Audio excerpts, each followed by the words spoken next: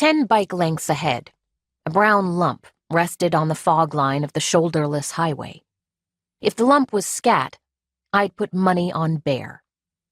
Scat wasn't one of those things that typically prompted me to stop, although I would if there was something compelling about the shape, volume, or contents.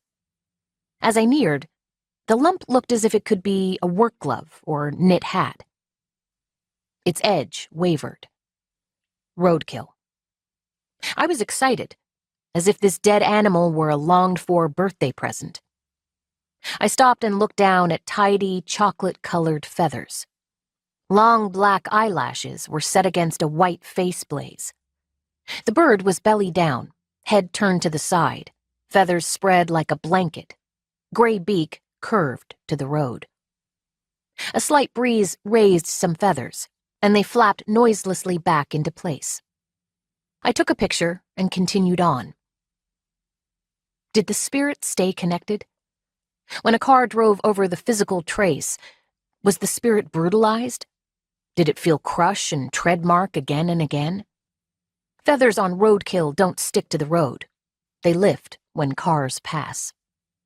I returned to the owl and laid my bike on the embankment. 3 male cyclists, loaded with touring gear, stopped on the other side of the road. "Do you need help?" one of them asked. We talked across the road. They were from Oklahoma. "There's this little owl," I said. "It doesn't seem right to let it get squashed. I'm going to move it." They traveled onward, west down the highway.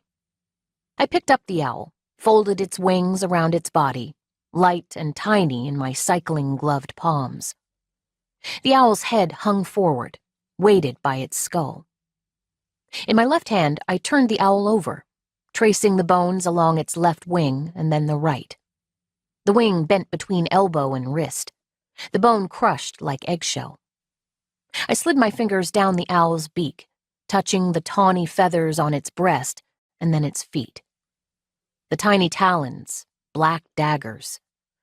The toes that held them, yellow, dainty, and gecko-like, their undersides minutely dimpled, sticking out from sandy bloomers.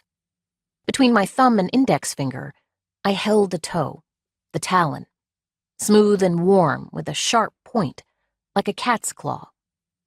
Away from the road embankment, I laid the owl on dead leaves at a plant's base. I hefted my bike onto the road and journeyed on.